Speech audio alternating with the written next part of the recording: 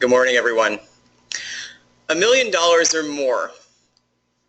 Imagine the impact you'd make if you could find a way to generate that kind of revenue at your attraction's front gate. Hi, I'm Marty DeRoche, and welcome to Package, Promote, and Prosper. Part 1, Packaging with Pizazz. This is the first installment of a 3-part webinar series from Operation Pineapple.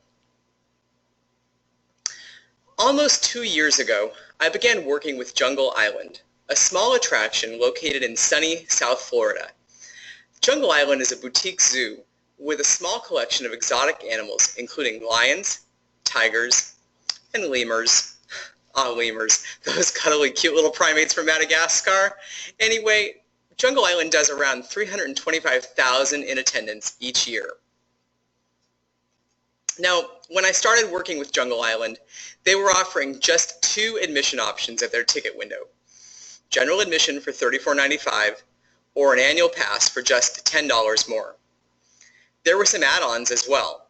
A lemur encounter for $45, a VIP tour for $249, but these things were add-ons and not packages. So, just to reiterate, $34.95 for the adult admission, $26.95 for the child admission. Keep those numbers up on the screen, please. The average ticket price at Jungle Island was just around $18, and Jungle Island's entire ticketing strategy was to discount their lowest priced ticket in order to drive more attendance. The goal was to do more with less. More people per day for less revenue per person. Does anyone else see a problem with this? Yes, there are several problems with this strategy. First of all, doing more with less people is a labor nightmare. You've got to staff more custodians, more guest service staff, and maybe even add more shows, all to accommodate more guests at a lower average ticket price. High expenses with less revenue. You're seeing the problem, right? And discounting your base admission changes the dynamic of who's visiting your park as well. More budget-minded guests don't help your food sales. They don't help your retail sales either. Budget-minded guests don't spend more. They spend less. Again, we're getting more people for less revenue. It just simply doesn't add up, right? Now, one final point, just to drive home why discounting your front gate is so incredibly bad for business. Everyone on the call is familiar with TripAdvisor, right?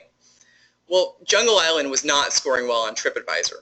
The park had a value problem at the time, but the interesting thing was that it wasn't the guests who were paying full price who had the problem.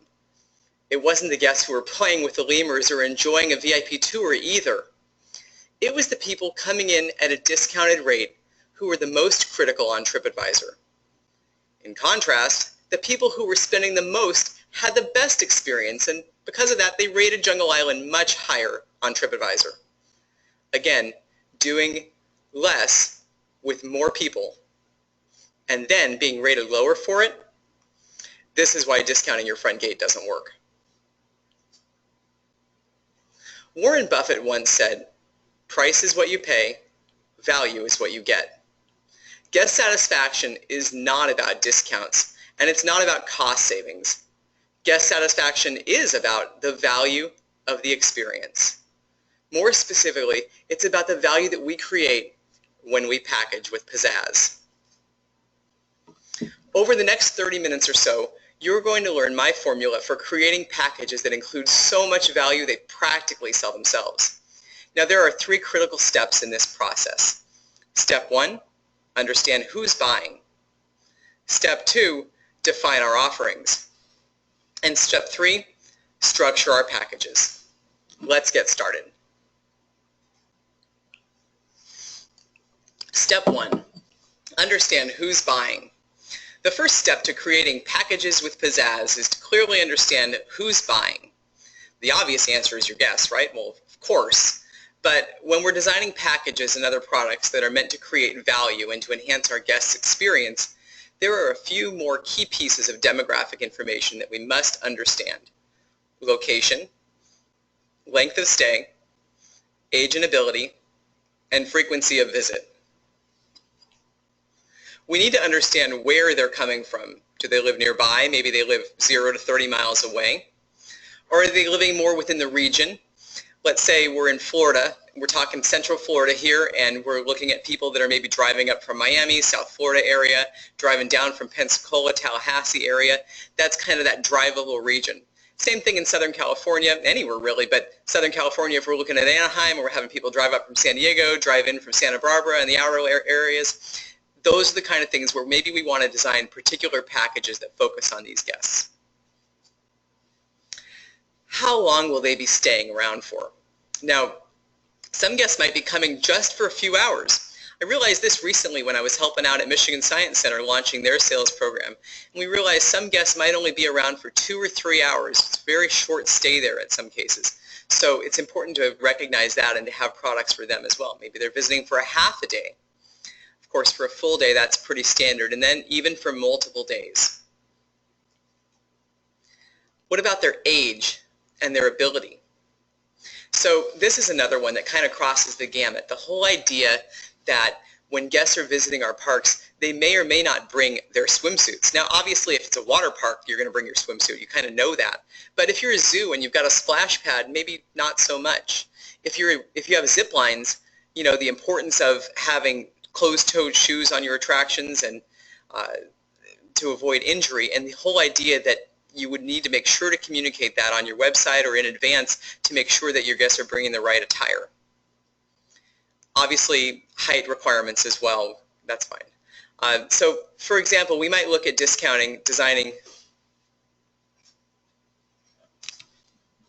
okay, wait a second. We might look at designing best of packages to highlight our best attractions and our greatest assets. It's also important to understand whether or not it's our guest's first time to visit our attraction. If this is their first time visiting, then there may be special products we can design that will make a great first impression and add to our attraction's fan base. For example, we might look at designing best of packages that highlight our attraction's greatest assets. In contrast, if our guests are returning, but it's been a while, there may be a package that we can create that maximizes their enjoyment of what's new since their last visit. Finally, if enough of our returning guests are returning frequently, then perhaps there's a premium membership that we can design. The goal here would be to provide these guests with even more value for a higher upfront investment. Step 2, defining our offerings.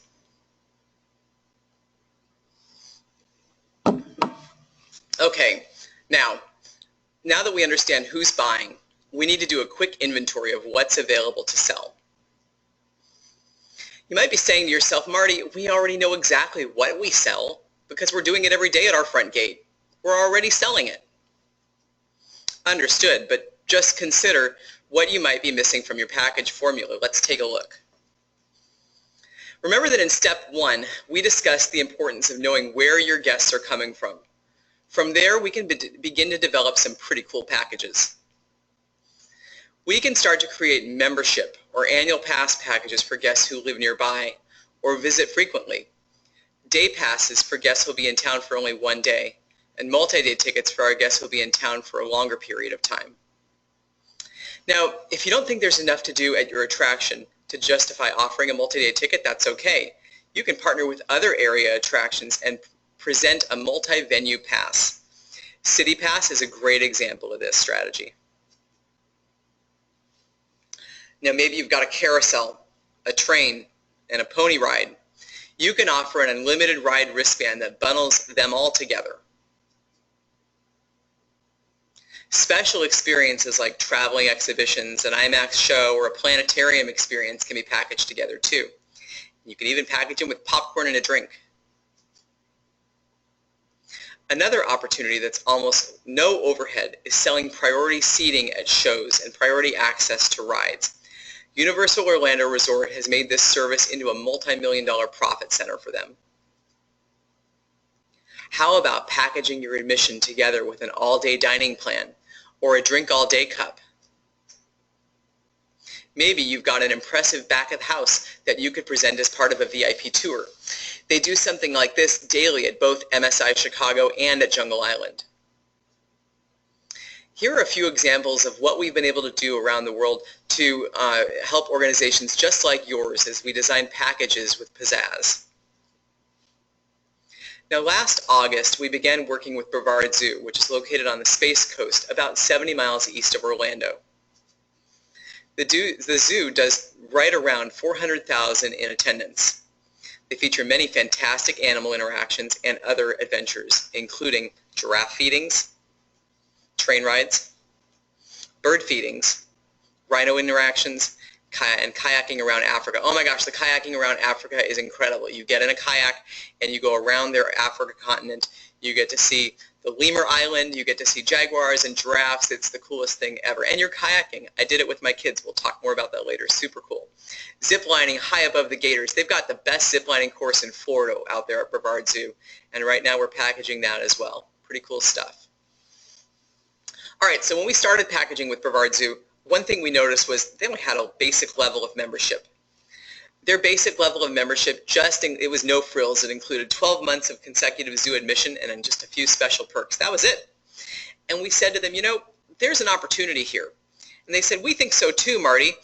We've been seeing from our guests, we've been hearing from our members that unlimited train rides is really a high demand here. So I said, well, let's create a preferred package where we include unlimited train rides. So we did that. We also developed a premier package for them, a premium level package, which included 4 vouchers for the ziplining adventure that actually pay for the entire premium level membership. It's pretty amazing. Now, earlier in the presentation, I introduced Jungle Island, a small animal attraction located directly between downtown Miami and South Beach. The zoo has a nice collection of exotic animals and does an amazing job of presenting some of these rare creatures in a very special and unique way. Their kangaroo engagement, petting barn, orangutan enrichment, VIP tours, and their aqua park. Oh yeah, and also their amazing lemurs. My favorite of all Jungle Island's animal interactions is the Lemurs Up Close experience, which, by the way, was named by Operation Pineapple. As the experience begins, guests enter the lemur nursery where they are asked to sit down and remain seating for the next 5 minutes. At that point, the fun begins. The cage doors open and the lemurs spill out into the room. It's an interaction that you won't soon forget. It's also extremely an easy package to get excited about and to share with our guests at the ticket counter. You can tell I'm excited about it too, right?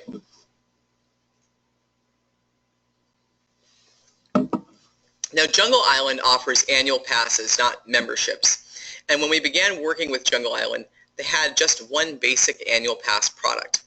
Let me tell you, it was no frills. The basic annual pass product includes 12 months of consecutive zoo admission and discounts on food and merchandise. And guess what we did? We scrapped it. Remember, Jungle Island offers an array of experiences, animal experiences and adventures. So we thought we'd throw in a few frills, including free parking. Hey, you can never find enough free parking in Miami, can't you? It's true. All right, so we added 2 new annual passes. We scrapped the old one and we added 2 new annual passes for Jungle Island.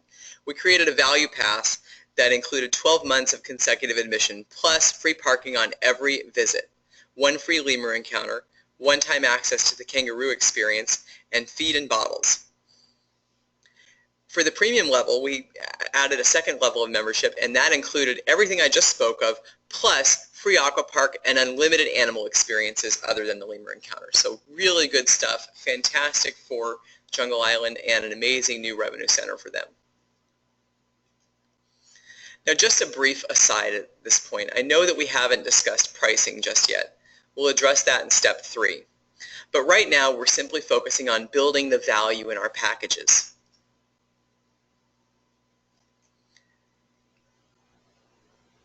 In May of 2013, the Museum of Science and Industry, the largest science museum in the Western Hemisphere, reached out to Operation Pineapple. Now, the museum is hundreds of thousands of square feet, and it includes fantastic experience like their IMAX movies. It has a replica of a coal mine. Fantastic. And a U-boat, a German U-boat that they captured in World War II and have actually brought to the museum and have on display. Coolest thing about the U-boat is you can take an onboard tour of it where you actually go inside it for a 20-minute tour if you're not claustrophobic. They also have Brick by Brick, which is a Lego exhibit right now that's on display there. Now, back then, MSI was looking for a way to communicate their package information to arriving guests, and Operation Pineapple created the easel S3, a tablet-based visual sales display to help MSI focus guest attention on one particular product at a time. Another thing that we found with MSI was that as we looked at their membership packages, we realized that there was something that was missing. They had a basic level membership. They had a preferred level membership that included a few more perks, and it included some free tickets to the IMAX and coal mine and some of the other experiences. But what it was missing was an option for guests to purchase an unlimited ticket, unlimited experiences throughout their 12 months of having the membership. And so as we started asking around, we realized, well, wait a second, this product actually does exist, and it's featured as one of the donor level memberships. And we said, well, heck, it's not that much more than a preferred level membership. It seems like it would fit into that piece of the puzzle rather nicely. And so we had them start offering that at their ticket counter in the Great Hall at MSI. And you know what? They started selling. So the Explorer Society membership includes 12 months of admission, unlimited access to all special experiences, plus a ton of other amazing special perks.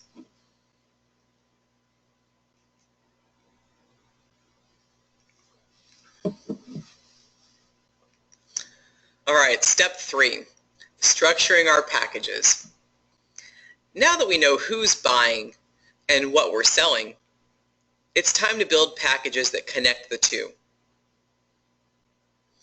Let's journey back to the Space Coast and our friends at the Brevard Zoo. So when we started working with Brevard Zoo back about last summer, last September, I decided to take my family out there to check it out. I like to do that and kind of get into the experiences there and understand exactly what it is that we're going to be helping them with as far as packaging. So we went out there and signed up for the kayak experience and a few of the other great experiences out there. And again, this was Labor Day weekend, and guess what? Thunderclouds started to appear. Afternoon, thunderstorms came rolling into Florida, just like they do every day in that time of year, and we had to reschedule our kayak experience. It was a bad experience for most guests, but it was really good for Operation Pineapple because I realized that the importance at Brevard Zoo was that we get it right as far as balancing sales with operations. We had to make sure that we were going to be able to offer these things that were high capacity, yes, when it wasn't thunderstorming. So based on that rather soggy Labor Day experience, we asked for some data on rainfall at the zoo over the last 3 years, and here's what we found. It rains a lot in Florida during that period of time. May through September, it's practically half the month, as you can see right there. So we took that data and we put together this next matrix with some very specific recommendations for the kinds of packages we could offer through the seasons at the zoo. So let's look at this, and we're going to start at the top left and kind of go around in, what would that be, counterclockwise order. So June through August, we said to Brevard Zoo, you need to offer packages at that time of year that take into account the fact that you're high attendance and it's also the rainy season. So we said indoor experiences that are high capacity could be really good, and that's a gap that they don't currently have and that they're working to develop. Unlimited train rides, that'll work for now, and the lorikeet experience as well, but they do need to have a high capacity indoor experience so they can accommodate crowds when it starts to really pour and there's lots of people in the park. The rainy season, when it's low attendance, we're kind of going into September at that point. And the packages at that point are focused on the indoor experiences. We're talking about morning kayaks, because usually it rains in the afternoon in Florida, and paddle boat experiences. As we go into October through the mid-winter months, I guess, October to February, we're talking about the dry season, and the packages don't hate us because it's a lot warmer out here during October through February. It doesn't get that cold. So in the winter months, we recommend focusing on those outdoor attractions. People are doing kayaks and zip lines at that point, and it's wonderful weather to do that down here. March through May plus late December. At that period of time, we're focused on packages that bundle outdoor experiences, including kayaks and zip lines. We want to sell a lot of those at that point because it's not too rainy. It's the perfect time of year. It's really the spring break kind of sweet spot to maximize revenue. So that's what we're doing right now at the zoo. The other thing that we did is we took a look at all the information that we'd researched. We looked at who's buying and what we can sell.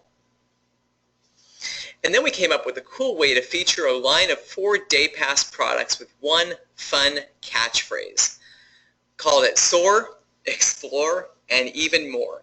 Now this idea encompassed all 4 of the attraction packages. We had a Soar day pass that included the zip lines. We had an Explore day pass that included, I think that was the giraffes and the animal feedings, different animal feedings, and the unlimited train. And then the Adventure Day Pass included the kayaks and the giraffe feedings, and then Even More includes everything, the whole enchilada, ziplining, kayaking, everything. In contrast to the general admission ticket, all of the Day Pass tickets are packaged with Pizazz. Remember a few slides ago when I shared the rainfall totals at the Space Coast? Well, we designed Day Passes to include a bonus day of zoo admission that could be used anytime over the next 7 days after the first visit. I still remember the executive team's reaction when I pitched that. They loved it. And from the guest satisfaction perspective, it was a win too. No more rain checks required. Guests would come back for a second day anytime within the next week. All right, so let's get into the nuts and bolts of our package structure. How do we effectively connect with our guests towards the purchase of the best premium product? The answer? By communicating one product at a time and in small, bite-sized pieces. Over the next few minutes, we're going to explore the following 4 elements that must be employed as we create our packages with Pizazz. We're going to start by grouping packages into families. Then we'll identify intuitive names. We'll look at developing a smooth sales flow and how to price it right. Now, when we set up packages, it's important to arrange them into particular groupings. Membership or annual pass, day pass, multi-day pass, or even a multi-venue pass. These are examples of how we can group our package offerings into natural groupings. Have you ever shopped for a new home? If you have, you know that curb appeal is everything. It's the same when we're developing our package offerings. The names that we choose to describe our package offerings will make or break their success. The best product names should accomplish 3 things. First, they need to convey a level of excitement. For example, MSI Chicago has a wow tour that I understand is pretty amazing. Second, a package name should describe what's in the box. At Jungle Island, you'll recall, the name we created for the lemur interaction was Lemur's Up Close Day Pass. It's got curb appeal and it conveys effectively what's in the box. Third, and this one gets overlooked a lot, your package names need to reflect the good, better, best model. So back a few years ago, I was told this story about Brunswick, who is apparently a pool table and bowling alley manufacturer. They make a lot of different sporting goods. And so Brunswick had a pool sales hall where they were trying to sell their pool tables.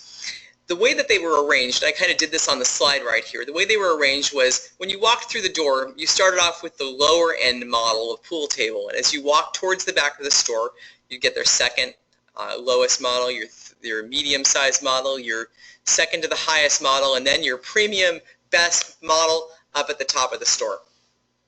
Guess what? They weren't selling many of the premium model. Which one do you think was the top seller? It was the pool table in the number 2 position. The pool table in the number 2 position was the one that sold the most. And so they hired a consultant to try and help figure this out. The consultant took a look around, looked at their stores, and came back and said, I've got one change to what you're doing, and it'll completely transform your business. That one change was to flip the products.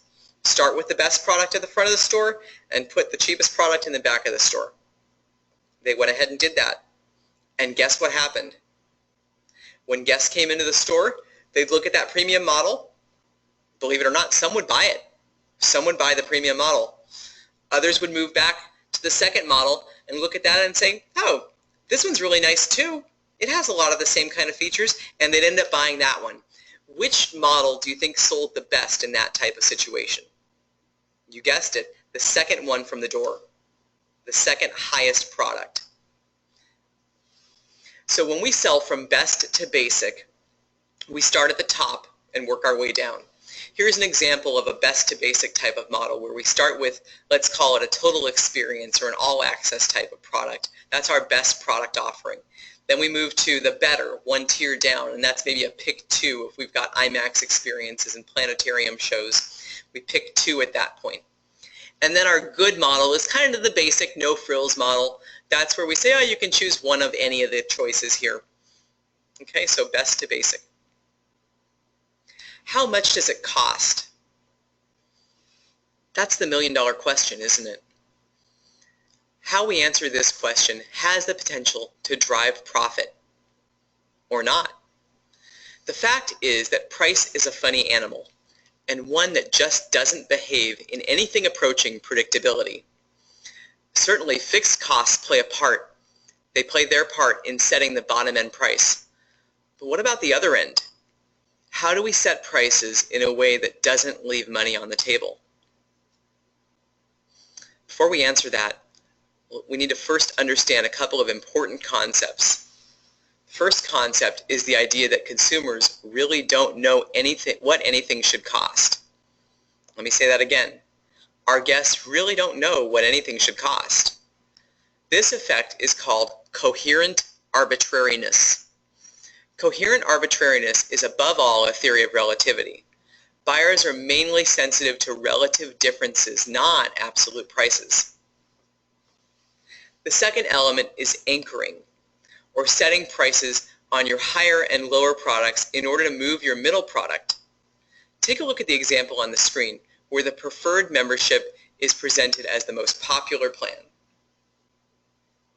The premium plan establishes a high-end anchor of $259 per year, more than $200, while the basic plan is set at the low end of $119.